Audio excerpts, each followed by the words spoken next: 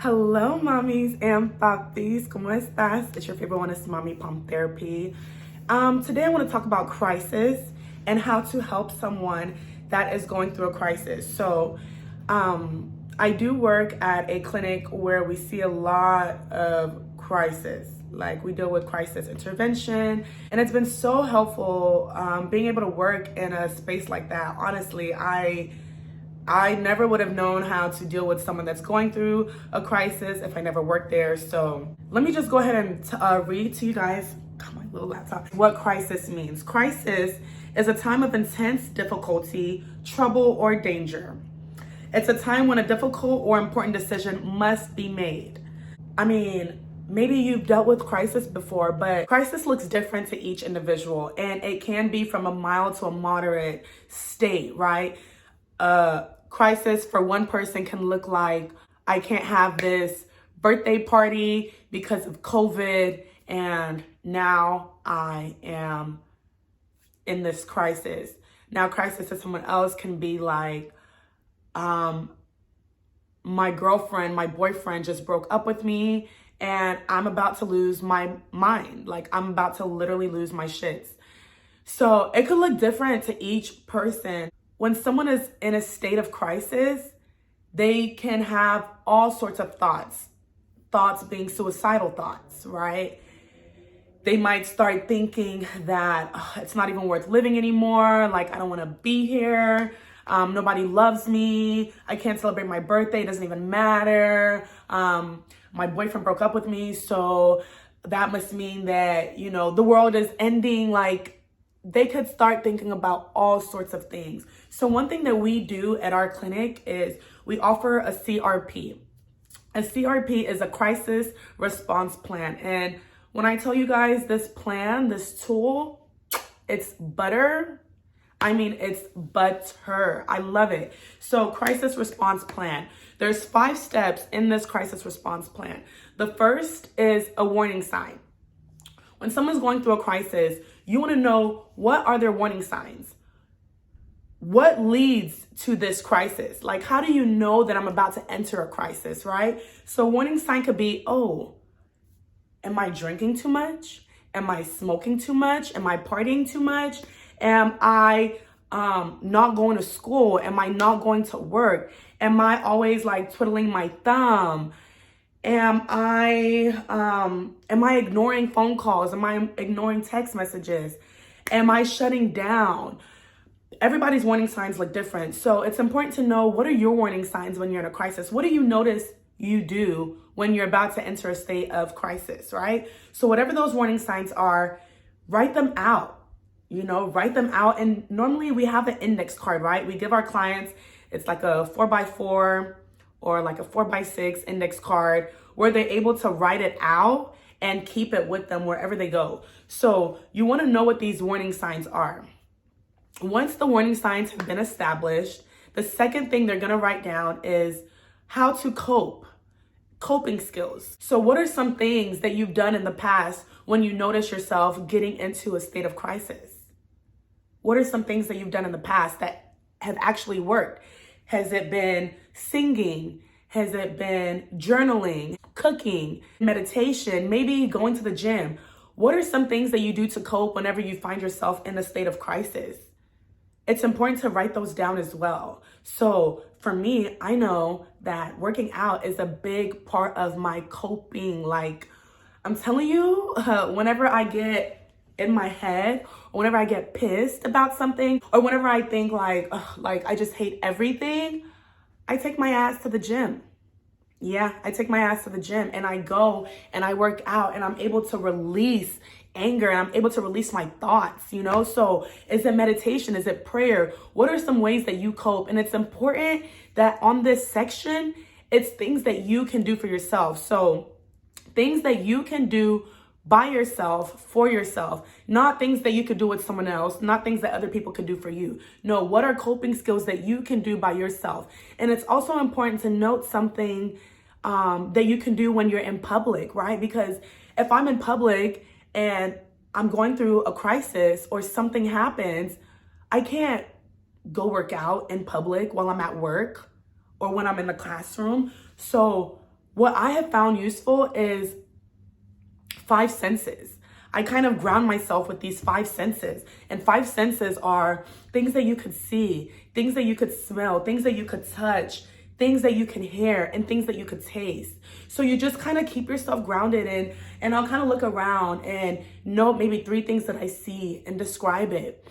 I know what I smell. I know what I'm feeling, like, oh, this is like a suede. This is pretty cool. I feel maybe the texture of my braids. So these are 5 senses that you can do when you're out in public. Another thing that you can do is deep breathing, right?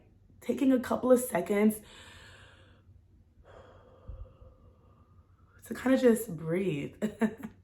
To kind of just breathe, right? So you want to make sure that these are things that you can do on your own. The third thing that we do in that plan is your reasons for living, okay? Again, like I said, crisis can range from mild to moderate. So someone that is in huge crisis, they're already thinking of why they don't want to live. They're already thinking of killing themselves, harming themselves, being a danger to themselves or other people. So this third section on the crisis plan is reasons for living. If you are someone that is thinking that, oh my gosh, my world is over, my world is ending, I want to kill myself, I want to harm myself. This section, it allows you to remember, why do I not want to do that? Like, why do I not want to end my life right now, right? And so you think, what are my reasons for living? And you want to be as specific as possible. Ask yourself or ask someone else, what are your reasons for living? Why would you not want to take your life right now? And so they start writing down things, and it could be, Mom, what's your mom's name? You put down your mom's name, Jessica, Samantha, my mom. I want to live for my mom. Yeah, that's the reason why I want to live. Oh, my nephews, my nieces. Those are my reasons for living. My puppy, my cat. I don't know what my pups would do without me if I wasn't here. I don't know what my cat would do without me if I wasn't here. My cousins, what would they do without me if I wasn't here? So what are your reasons for living? You want to be specific as possible and write down the names of the people or the things, the reasons why you want to live. Are you someone that wants to be able to travel? Is that something that's important to you? Well, if you were to end your life, you wouldn't get to travel. You wouldn't get to see the world and see all of the United States. So maybe you are in school and you want to be a teacher, or you want to be a doctor, or you want to be a therapist. And you're thinking, well, if I ended my life, I wouldn't get to do those things. I wouldn't get to be a therapist. I wouldn't get to be a doctor if I ended my life. So you want to think, what are your reasons for living? And you put that down on the 3rd section. Then the 4th section is going to be, who's your support? Who's your support? This section could be a little bit tricky because maybe you feel like you don't have any support. Think a little bit. There's got to be one person. There's got to be one person. And if there's not, that's okay. So then you begin to think, okay, who do I have that I could go to when I'm in crisis? Who can I run to when I feel like I'm in danger? Is it my best friend? What's my best friend's name? What's my best friend's phone number? So you want to write down that best friend, and you want to write down their number. Is it my mom? What's my mom's name? What's my mom's phone number? And you want to write those things out on that index card. And after you write down who it is that you can go to, the people, you want to at least try to have about 2 to 4 people that you can call, just in case if you try to call one person, they're not available, you could call the second person. There's someone out there that you're like, Palm, I don't have anybody. Like, I have nobody. Okay, that's all right. That's all right. We're going to go to the next section, which is section 5. This is going to be the resource section. And in this section, you're given a suicidal hotline, which that number is 1-800-273-8255. Again, that's 1-800-273-8255. Or you could text the crisis hotline at 741-741. So literally 741-741. If those numbers don't work and you're someone that is on the verge of harming or killing yourself, then please check yourself to the nearest hospital or the nearest urgent care. And if you can't drive yourself there, then the last resort is to call 911. And that's something we always tell our clients. If you feel comfortable, call 911. If you don't feel comfortable, please do not call 911. Go to the nearest hospital and check yourself in. So after going through these steps, the 5th section is the last resort. Once you notice your warning signs and you try to do things to cope with it, if the things that you did to cope doesn't work, then you move on to section 3, your reasons for living. If your reasons for living doesn't work and you're still thinking like, no, like this is still bad, I'm still in crisis, I'm thinking about committing suicide or harming myself, then you go to section 4. Who can I call right now that I know will answer my call and just talk to me?